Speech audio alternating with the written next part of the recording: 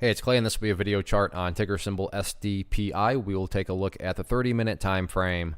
Real quick, what do I mean by 30-minute in case maybe you're new to charts? Instead of each one of these candlesticks here representing 1 day's worth of price action, which is what you would normally see, each one represents 30 minutes. So while this here may look like several days worth of time, it's actually today's price action broken down into 30-minute time slices.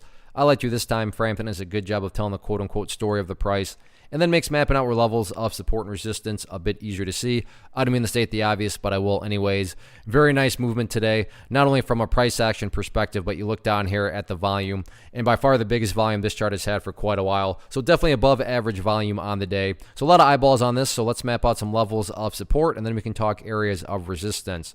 First level of support is what I would call the ideal level. When we say, hey Clay, what would make this chart look the absolute strongest going forward? That would be if the price can stay up above $1.90. Now, don't get me wrong. If the price falls below $1.90, by no means am I saying the entire chart is ruined or anything like that. But yeah, if the price could somehow manage to stay up above the $1.90 mark, that would certainly be a huge sign of power going forward.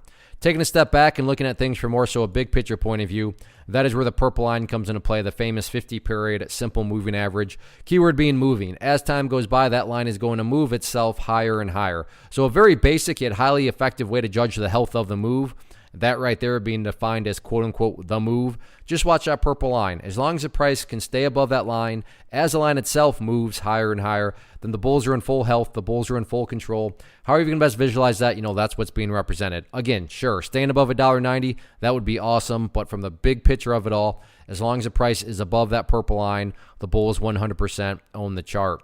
As far as areas of resistance are concerned, I'm not even going to touch on that other than saying don't worry about resistance levels. What do I mean by don't worry about it? Well, focus on what the chart has been doing, and the chart has been building higher bases.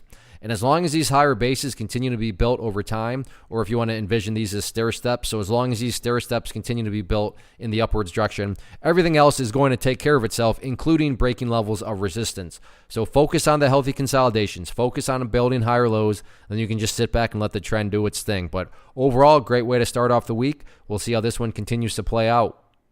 One of the biggest questions that I get is, hey Clay, how do you find the stocks that you trade? So what I've done is put together a free resource guide where I talk about the tools that I use to locate stocks that I find interesting and think may have potential. So if that sounds like something that could add value to you as a trader, then click on the image that is up on the screen right now and I will email you the guide. The guide itself is very short and to the point, and best part, it's completely free.